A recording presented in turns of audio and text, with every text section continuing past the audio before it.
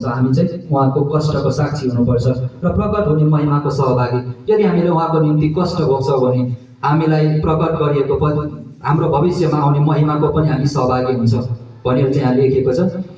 ख्रीष्टका कष्टको साक्षी र प्रकट हुने महिमाको सहभागी भएको नाताले र एक सङ्गी एल्डर भइसकेले तिमीहरू मध्येका एल्डरहरूलाई म आग्रह गर्दछु।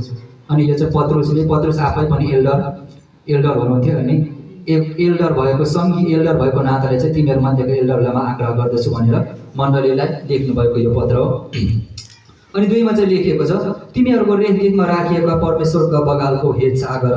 अनि परमेश्वरले आज तपाईँहरूलाई जुन यो अगोजनहरूलाई दिनुभएको यो बगालहरू हुनुहुन्छ अनि उहाँहरूको बगालको हेरचाह गर्ने जिम्मा चाहिँ तपाईँहरूको।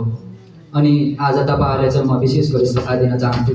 अनि परमेश्वरको वचन भएको कारणले म आज कोल्पिटमा उभिसकेपछि म तपाईँहरूलाई म यो सल्लाह दिन चाहन्छु, जो जति पास्टर हुनुहुन्छ, जो जति एल्डर हुनुहुन्छ, जो जति डिकनेस हुनुहुन्छ, बगालको हेरचाह गर्नु भनेको चाहिँ बस शनिबार चर्च आउनु, सङ्गति आउनु मात्र नभएर बगालको हेरचाह भनेको चाहिँ कुन बगाल चाहिँ, कुन भेडा चाहिँ, मेरो बगालको कुन भेडा चाहिँ तिर्खाइरहेको छ, भोकाइरहेको छ, कसलाई के समस्या छ, तपाईँहरूले सक्नुहुन्छ भने घर घर गएर सङ्गति मात्र होइन, घर घर गएर हरेकको घर घरमा तपाईँहरूले सेवा दिन सक्नुपर्छ, होम सर्भिस दिन सक्नुपर्छ। घर घर जाने कसको समस्या के छ, उनीहरूको हालखबर के छ, को तिर्खाएको छ, को भोकाएको छ, उसको समस्या के छ, कुन कुरासँग ऊ जोडिरहेको छ, उसको भित्र केही छ कि त्यस्तो समस्याहरू परमेश्वरबाट जसले उसलाई पछाडि पार्न खोज्छ।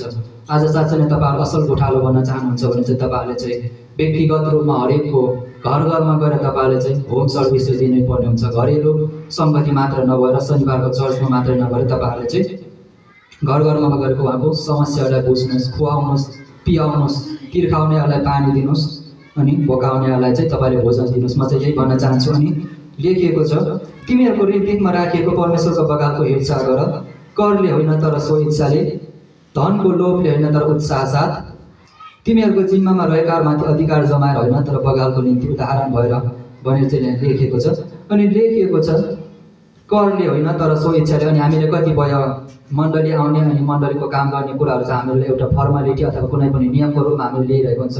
यो चाहिँ नियम होइन, उत्साह आउनुपर्छ, एउटा जोस जागर हुनुपर्छ, साँच्चै म चाहिँ परमेश्वरको निम्ति गइरहेछु भनेर चाहिँ उत्साहको साथ हुनुपर्छ। अनि हामीले परमेश्वरको सेवा गर्ने कुरा चाहिँ कुनै पनि हाम्रो उद्देश्य चाहिँ मानिसको अगाडि राम्रो बन्ने होइन, परमेश्वरकै खातिर हुनुपर्छ। अनि हाम्रो उद्देश्य चाहिँ केवल परमेश्वरको महिमा गर्ने हुनुपर्छ। अनि अर्को लेखेको छ, धनको लोभले होइन तर उत्साह साथ। अनि आज गाउँतिर त त्यो पैसा दिने अनि त्यो तलबहरू दिने कुरा हुँदैन, तर सहरहरूतिर चाहिँ प्रायः तलब नदिए चाहिँ कतिले चाहिँ आफ्नो तलब नै लगभग तोकिआउँछन्। अनि त्यो चाहिँ खासमा सेवा होइन। अनि यदि हामीले धन लिएर आफ्नो तलब तोकिरहेको हुन्छ भने चाहिँ त्यो चाहिँ असल सेवा होइन। अनि खासमा गाउँतिर सहरहरूभन्दा मेरो विचारमा चाहिँ गाउँतिरै असल सेवा चाहिँ हुन्छ, किनकि सहरमा पनि सबैजना त्यस्तो हुन्छ त भन्ने हुँदैन, तर पनि गाउँतिर चाहिँ कसैले तलब नलिई हो। आज हामीलाई पैसाको समस्या छ, संसारमा हुँदाखेरि हाम्रो परिवारको कुराहरू, हाम्रो करियरको कुराहरू, हाम्रो लाइफको कुराहरू पैसालाई दोस्रो प्रभु भनेर भनिन्छ संसारमा, तर पनि हाम्रो प्रभु चाहिँ केवल परमेश्वर नै हुनुपर्छ। अनि प्रभु यसले भन्नुभयो, तिमीले चाहिँ 2टा मालिकको सेवा गर्न सक्दैनौ, कि तिमीले धनलाई प्रेम गर्छ कि परमेश्वरलाई प्रेम गर्छ। त्यही भएर आज हाम्रो उद्देश्य चाहिँ धनको लोभ होइन तर उत्साह साथ चाहिँ परमेश्वरको सेवा गर्नुपर्छ भनेर चाहिँ म आग्रह गर्न चाहन्छु। अनि त्यसपछि लेखिएको छ, तिमीहरूको जिम्मामा रहेकाहरूमाथि अधिकार जमाएर होइन तर बगालको निम्ति उदाहरण भएर। मैले अघि नै भनेको छ कि कुनै पनि पास्टर अनि कुनै पनि एल्डर भनेको चाहिँ पद होइन, बरु यो चाहिँ जिम्मेवारी हो, यो चाहिँ एउटा ठुलो भारी हो। अनि आफ्नो बगालमा जुन जिम्मेवारी दिएको छ, आफ्नो भन्दा तल रहेका बगालहरूमा म चाहिँ ठुलो पास्टर हो, म चाहिँ एल्डर हो भनेर ठुलो हात जमाएर होइन। एउटा महान विद्वान बाइबल स्कलरले यसो भन्नुभएको छ, अगुवा चाहिँ त्यो होइन कि म चाहिँ जसले चाहिँ म चाहिँ ठुलो अगुवा भनेर छाती फुलाएर हिँड्छ, तर अगुवा चाहिँ त्यो होइन कि जसले चाहिँ म अगुवा हो भनेर चाहिँ छाती फुलाएर हिँड्छ, तर अगुवा चाहिँ त्यो हो जसले चाहिँ प्रभाव पार्छ, जसले चाहिँ बगालहरूलाई प्रभाव पर्छ भनेर चाहिँ महान विद्वान बाइबल स्कलरले चाहिँ भन्नुभएको थियो। अनि तपाईँहरूले अगुवा सम्बन्धी केही कुराहरू बुझ्न चाहनुहुन्छ भने जोन म्याक्सवेलको 18 लज अफ लिडरसिप भन्ने बुकलाई चाहिँ पढ्नु भने एकदमै दामी हुन्छ। त्यो कुराहरू चाहिँ तपाईँहरूलाई त्यो बुकले चाहिँ एकदमै सहायता गर्नेछ। अनि भनिएको छ, उदाहरण भएर मण्डलीको लागि उदाहरण बन्नु अनि बगालहरूको निम्ति उदाहरण बन्नु एकदमै गाह्रो छ। एउटा मण्डलीको अगुवा भइसकेपछि धेरै कुराहरू हुनुपर्छ, आत्मसंयमी हुनुपर्छ, आफ्नो रिसलाई कन्ट्रोल गर्नुपर्छ, कुन वचनले कसलाई घोज्छ, कसको विश्वास छ।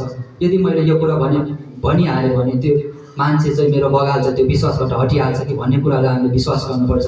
अनि प्रेरितको पुस्तकमा लगभग हामीले हेर्ने हो भने मण्डलीको अगुवा पहिला हुनभन्दा अगाडि चाहिँ त्यो मान्छेले चाहिँ आफ्नो घर चाहिँ सम्हाल्न सकोस् भन्छ। यदि कुनै मान्छेले आफ्नो घर नै सम्हाल्न सकेन भने यो धेरै आफूलाई दिएको जिम्मेवारीमा यो दिएको बगाललाई चाहिँ सम्हाल्न सक्दैन, यो चाहिँ असम्भव छ। यदि मण्डलीको साँच्चै नै असल अगुवा भन्यो भने त्यो अगुवाले चाहिँ बन्न मन छ भने बन्न चाहनुहुन्छ भने चाहिँ हामी चाहन्छौँ भने सबैभन्दा पहिले चाहिँ हामीले आफ्नो परिवारलाई चाहिँ सम्हाल्न सक्नुपर्छ। हाम्रो परिवारहरू चाहिँ एउटा उदाहरणीय परिवार भएर देखाउनुपर्छ पहिला, अनि मात्र त्यो मान्छेले मण्डलीलाई सम्हाल्न सक्छ भनेर चाहिँ वचनले भन्दछ। अनि 4 मा चाहिँ लेखिएको छ, र जब मूल गोठालो प्रकट हुनुहुनेछ तब तिमीहरूले महिमाको नओइलाउने मुकुट प्राप्त गर्नेछौ। अनि मूल गोठालो, हाम्रो मूल गोठालो चाहिँ प्रभु येशू ख्रीष्ट हुनुहुन्छ। अनि प्रभु येशू ख्रीष्ट जब देखा पर्नुहुन्छ तब चाहिँ हामीले चाहिँ हाम्रो बगालको निम्ति साँच्चै हामीले असल कार्य गरेर उदाहरण भएर उहाँहरूको सेवा गर्छ भने चाहिँ हामीले चाहिँ कहिले पनि नओइलाउने मुकुट प्राप्त गर्ने रहेछौँ भनेर चाहिँ वचनले भन्दछ। अनि अब चाहिँ जवानहरू सम्बन्धित छ। 5 मा चाहिँ लेखेको छ, त्यसै गरी जवान हो बुढापाकाहरूका अधीनमा बस, एक अर्काको अधीनमा रहेर तिमीहरू सबैले नम्रताको वस्त्र धारण गर, किनभने परमेश्वरले अहङ्कारीहरूको विरोध गर्नुहुन्छ तर नम्रहरूलाई अनुग्रह गर्नुहुन्छ। अनि यहाँ चाहिँ लेखिएको छ, त्यसै गरी जवान हो बुढापाकाहरूका अधीनमा बस। यो अर्काको अधीनमा बस्नु चाहिँ साह्रो गाह्रो छ। अनि आज भोलि त झन् होइन 21औं शताब्दीको समय भन्छ। अनि संसारमा चाहिँ एउटा साह्रो फेमस सबैले सुनेको अनि प्रचलित भनाइ छ, माई लाइफ माई रोल भन्छ, अनि माई लाइफ माई एटिट्युड भन्छ। मेरो जीवन मेरो मर्जी, मेरो जीवन मेरै नियम चल्छ, मेरो जीवनको मालिक मै हो भन्छ। तर हामी यो कुरा बिर्सनु हुँदैन, हामी आफ्नै होइन, हामी चाहिँ प्रभु येशू ख्रीष्टको रगतद्वारा किनेका हौँ। अनि हामी चाहिँ प्रभु येशू ख्रीष्टको रगतद्वारा मोल तिरिएको भन्नुको अर्थ चाहिँ तपाईँहरूलाई सामान्य अर्थ मैले बुझाउनु पर्दछ। कतिपयले बुझ्नुहुन्छ, कतिपयले बुझ्नुहुन्न। तपाईँले कुनै पनि पसलमा जानुभयो अनि तपाईँले 1000 रुपियाँ 2000 कति तिरेर कुनै पनि सामान चाहिँ पैसा तिरेर किन्नुहुन्छ भने चाहिँ अब त्यो सामान चाहिँ तपाईँको भयो। अनि त्यो सामानमाथि चाहिँ केवल तपाईँको अधिकार हुनुपर्छ, त्यो सामान तपाईँको हो। अनि त्यसरी नै हामी चाहिँ प्रभु येशू ख्रीष्टको रगतद्वारा किनेका हौँ। त्यही भएर आज हामीलाई भन्नु हुँदैन कि मेरो लाइफ मेरो जीवन मेरो मर्जी, मेरो जीवनको मै मालिक, मेरो जीवनमा चाहिँ मेरो नियम चल्छ भन्नु चाहिँ हुँदैन, किनकि हामी चाहिँ प्रभु येशू ख्रीष्टको रगतद्वारा मोल तिरेर किनेका छौँ। अनि त्यस्तो भनेर हिँड्दैछौँ भने आज हामी एक दिन दुर्घटनामा पर्नेछ। हाम्रो जीवनको मालिक चाहिँ प्रभु येशू ख्रीष्ट हुनुहुन्छ, अनि उहाँको रगतद्वारा हामी किनेका छौँ। अनि लेखिएको छ, एक अर्काको अधीनमा रहेर तिमीहरू सबैले नम्रताको वस्त्र धारण गर, किनभने परमेश्वरले अहङ्कारीको विरोध गर्नुहुन्छ तर नम्रलाई अनुग्रह गर्नुहुन्छ। अनि यदि फेरि एउटाले भनेको अर्कोले मान्ने, तर हामीले भनेको चाहिँ फेरि हामीले चाहिँ एकजनाको कुरा मान्ने अनि उसले चाहिँ हाम्रो कुरा नमान्ने भयो भने त्यो पनि फेरि हुँदैन, त्यसमा पनि ब्यालेन्स भएन, सन्तुलन भएन। अनि एकले अर्काको अधीनमा भनेको चाहिँ एउटाले भनेको अर्कोले मान्नु पऱ्यो, अर्कोले भनेको हामीले पनि मानिदिनु पऱ्यो न। त्यही भएर त्यसो गरिसकेपछि मात्रै सबैले चाहिँ नम्रताको वस्त्र धारण गर्ने रहेछ, नभए त मैले भनेको मान्दैन भने उसले भनेको मैले किन मान्ने भन्ने हुन्छ। त्यही भएर तपाईँहरू सबैजना एकअर्काको अधीनमा बस्नुपर्छ भनेर चाहिँ भन्दछ। अनि आज गोठालोहरूको निम्ति तपाईँहरू कतिको प्रार्थना गर्नुहुन्छ म जान्दिनँ। अनि कुनै पनि प्रभु येशूले भन्नुभयो कुनै पनि चोरले चाहिँ घर फोड्नु छ भने चाहिँ सबभन्दा बढी अथवा आफ्नो पहिला त्यो घरको मालिकलाई चाहिँ पक्रन्छ अनि मात्र त्यो घर लुट्छ भन्नुहुन्छ। अनि म चाहिँ प्रायः प्रश्न गर्न मनपर्छ, म तपाईँहरूको माझमा एउटा सानो प्रश्न राख्न चाहन्छु नि, तपाईँहरू कतिजनाले साँच्चै नै आफ्नो मण्डली परिवारको निम्ति प्रार्थना गर्नुहुन्छ अनि तपाईँहरूको अगुवाहरूको निम्ति प्रार्थना गर्नुहुन्छ? साँच्चै प्रार्थना गर्नुहुन्छ तपाईँले हात उठाइदिनु होला। हुन्छ, तपाईँहरू धेरैले नै प्रार्थना गर्नुहुँदो रहेछ, खुसी लाग्यो। सबैजनाले प्रार्थना गर्नु होला, किनकि वचनमा लेखिएको छ। अनि म कसैलाई घोषणाको लागि भनिरहेको छैन, तर यो वचन चाहिँ तपाईँहरूको ठेसको कारण नभएर परमेश्वर मोक्षाको कारण बन्न सकेको छ। साथै तपाईँको मण्डली वृद्धि गर्न, तपाईँको मण्डलीलाई असल तरिकाले अगाडि बढाउन चाहनुहुन्छ भने तपाईँहरूले आफ्नो मण्डलीको अगुवाहरूको निम्ति, सबै परिवारको निम्ति प्रार्थना गर्नुपर्छ, किनकि वचनले भन्दछ अन्धले अन्धलाई डढायो भने दुवै खाल्डामा पर्छ भनेर। साँच्चै नै तपाईँको अगुवाहरू चाहिँ अनि हामी सबैजना चाहिँ असल तरिकाले अगाडि बढ्नुपर्छ भन्नुहुन्छ भने चाहिँ तपाईँहरूले परमेश्वरमा तपाईँको बगालको निम्ति, बगालको हेरचाहको निम्ति राखिएको अगुवाहरूको निम्ति ज्ञान बुद्धि विवेक सबै कुराहरू चाहिँ परमेश्वरले दिनुभएको होस् भनेर चाहिँ तपाईँहरूले प्रार्थना गर्नुहुन्छ। अनि भन्नुहुन्छ परमेश्वरले अहङ्कारीको विरोध गर्नुहुन्छ तर नम्रहरूलाई अनुग्रह गर्नुहुन्छ भनेर चाहिँ भन्दछ। अनि परमेश्वरले चाहिँ घमण्डीहरूको चाहिँ सधैँ घमण्डीहरूको चाहिँ विरोध नै गर्नुहुन्छ तर नम्रहरूलाई चाहिँ अनुग्रह गर्नुहुन्छ भनेर चाहिँ वचनले भन्दछ। अनि 6 मा लेखिएको छ, यसकारण परमेश्वरको शक्तिशाली बाहुली मुनि तिमीहरू आफैलाई विनम्र तुल्याऊ र उहाँले उचित समयमा तिमीहरूलाई उच्च पार्नुहुनेछ। अनि आज परमेश्वरको वचन चाहिँ ठिक्क उल्टो छ। हामी चाहिँ जान्ने भएर हामी चाहिँ ठुलो पल्ट्यो भने चाहिँ हामी चाहिँ होच्याइन्छौँ, अनि परमेश्वरको वचन चाहिँ ठ्याक्कै उल्टो हो। यदि तपाईँहरूले आफैलाई नम्र पार्नुभयो भने म सानो हो भन्नुभयो भने चाहिँ तपाईँलाई चाहिँ परमेश्वरले उचित समयमा तपाईँलाई चाहिँ उचाल्नुहुनेछ।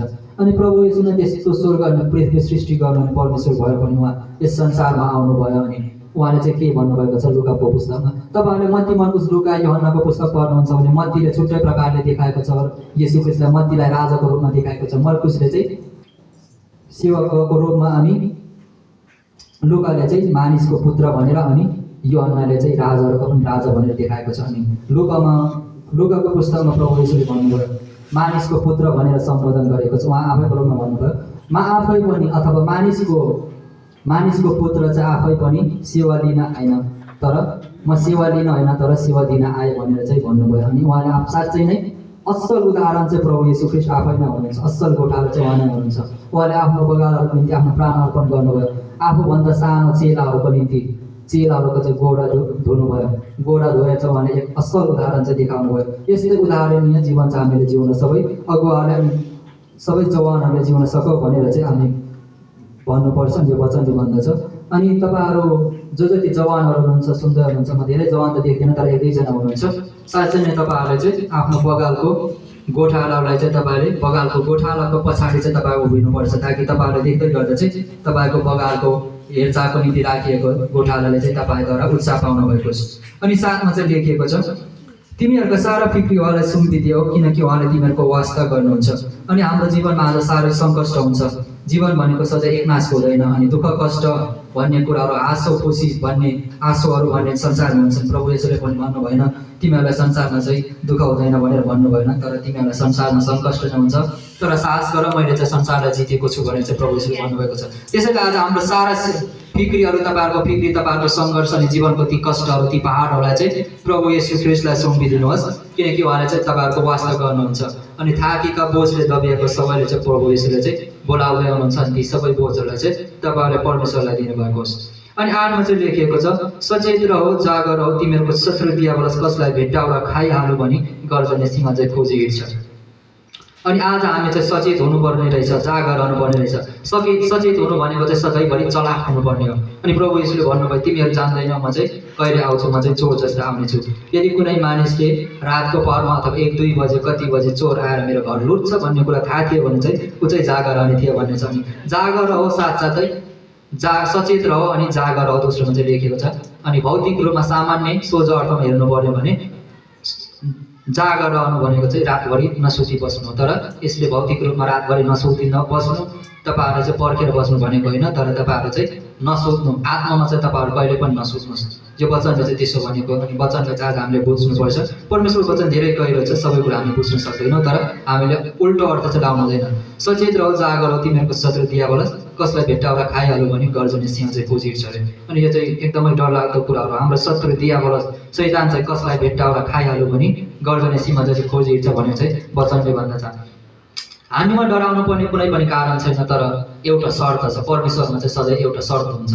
हामीलाई परमेश्वरले सबै कुरा दिनुहुन्छ, विजय दिनुहुन्छ, तर हामी चाहिँ उहाँको अधीनमा बस्नुपर्ने हुन्छ। अनि याकोबको पुस्तकले पनि भन्दछ यसकारण आफैलाई परमेश्वरको अधीनमा राख, दियावलसको विरोध गरेर त्यो तिमीहरूबाट भाग्नेछ भन्नुभएको छ। भने वचनले चाहिँ भन्दछ आज हामी चाहिँ परमेश्वरको वचनमा रहनुपर्छ।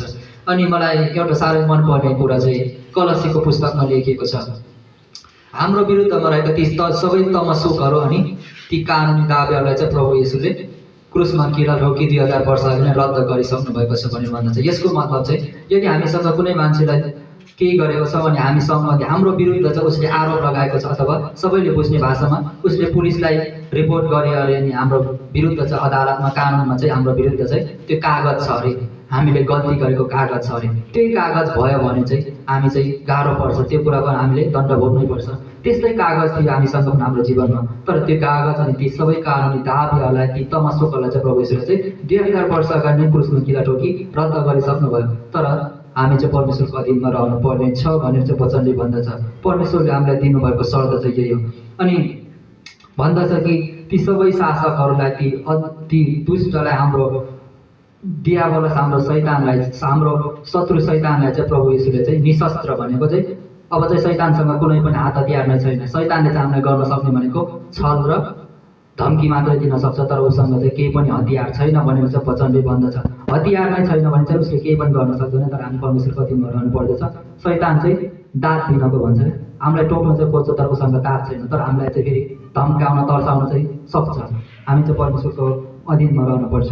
अनि प्रभु येशूले चाहिँ सबैले संसारले देख्ने गरी त्यो क्रुसमा चाहिँ खुला तमासा भनेको चाहिँ एकदमै ड्रामा नाटकै बनाइदियो शैतानलाई चाहिँ, तमासै बनाइदिए, खुला तमासा बनाइदियो भनेर चाहिँ वचनले भन्दछ। तपाईँहरूले कलसीको पुस्तकलाई हेर्नुहुन्छ भने।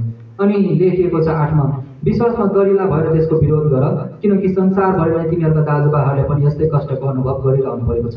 अनि हामीलाई चाहिँ लाग्छ कि यस्तो सङ्कटहरू जब हाम्रो जीवनमा कुनै पनि सङ्कटहरू आउँछ, दुःखहरू आइपर्छ, अनि हामीले चाहिँ आफैलाई मात्र देख्छौँ यस्तो सङ्कट चाहिँ मलाई मात्र रहेछ, मेरो जीवनमा म जस्तो दुःख त अरू कसैलाई पनि छैन। यो कुरो चाहिँ गलत हो। वचन स्वयं भन्दछ यस्तो सङ्कटहरू त संसारभरि हाम्रो दाजुभाइहरूले खेपिरहनु परेको छ। संसारमा जो जति पनि आउँछ जन्मन्छ त्यसले दुःख भोग्नै पर्छ। अनि हामीसँग चाहिँ कुनै पनि दुःख हुन्छ अनि कष्ट हुन्छ, तब चाहिँ हामीले के भन्छ, यस्तो दुःख चाहिँ मेरो जीवनमा मात्र रहेछ, मेरै जीवनमा किन भन्ने कुराहरू मेरो आफ्नै जीवनमा पनि आएको थियो। अनि मैले त्यस्तो कुरो धेरै लगभग भोग्नु पऱ्यो म परमेश्वरमा आउनुभन्दा अगाडि। अनि हामीले चाहिँ त्यसो भन्नु हुँदैन। हामीलाई आज सङ्गतिको खाँचो छ अनि हामी आफै बस्छौँ अनि सङ्गतिमा आउँदैनौँ भने चाहिँ यो दुःख कष्ट चाहिँ मलाई मात्र रहेछ भन्ने कुरोले चाहिँ हामीलाई चाहिँ दबाउँछ। तपाईँहरू चाहिँ त्यस्तो नहुनु भएको होस्। सधैँ सङ्गति आउनुहोस् अनि परमेश्वरको तृष्णा राख्नुहोस् अनि परमेश्वरको सङ्गतिमा तपाईँहरू सबैजना भेला हुनुहोस् अनि एकअर्का प्रेममा बस्नुहोस्। अनि 10मा लेखिएको छ सबै अनुग्रहका परमेश्वरले ख्रीष्टमा आफ्नो अनन्त महिमाको निम्ति तिमीहरूलाई बोलाउनु भएको छ। तिमीहरूले केही बेर कष्ट भोगेपछि उहाँले नै तिमीहरूलाई फेरि नयाँ पार्नुहुनेछ, स्थिर पार्नुहुनेछ र शक्तिशाली पार्नुहुनेछ। अनि वचनमा चाहिँ लेखिएको छ यो सबै कुराहरू टलिजानेछ। आज हामीले परमेश्वर प्रभु येशू ख्रीष्टको निम्ति भोग्नुपर्ने कष्टहरू चाहिँ सधैँको निम्ति छैन। केही समय तिमीहरूले केही बेर कष्ट भोगेपछि चाहिँ तिमीहरूलाई परमेश्वरले नै उहाँले नै स्थिर गर्नुहुनेछ, नयाँ बनाउनुहुनेछ र शक्तिशाली पार्नुहुनेछ भन्नुभएको छ। अनि यदि हामीले केही समय मात्र, एकछिन मात्र, केही समय मात्र उहाँको निम्ति कष्ट भोग्छ भने चाहिँ उहाँले चाहिँ हामीलाई नयाँ पार्नुहुने अनि स्थिर गर्नुहुने र शक्तिशाली पार्नुहुनेछ। उहाँले चाहिँ हामीलाई चाहिँ आफ्नो सबै अनुग्रहका परमेश्वरले ख्रीष्टमा आफ्नो अनन्त महिमाको निम्ति तिमीहरूलाई बोलाउनु भएको छ। अनि हामीले जब हाम्रो आत्मामा युद्ध हुन्छ, आत्मामा हामीले वर्षौँ अनन्तकालसम्म राज्य गर्नेछ। त्यहाँ कुनै पनि समय नै छैन, त्यहाँ कुनै पनि समयको अन्त नै हुँदैन। हामीले चाहिँ अनन्त राज्यलाई चाहिँ हामीले राज्य गर्नेछौँ। प्रभु येशूले चाहिँ हामीलाई चाहिँ वचनमा लेखेको छ हामी गर्भमा रचनाभन्दा अगाडि नै उहाँले हामीलाई चिन्नुहुन्थ्यो र हामी जन्मनभन्दा अगाडि नै उहाँले चाहिँ हामीलाई संसारबाट अलग गर्नुभयो। अनि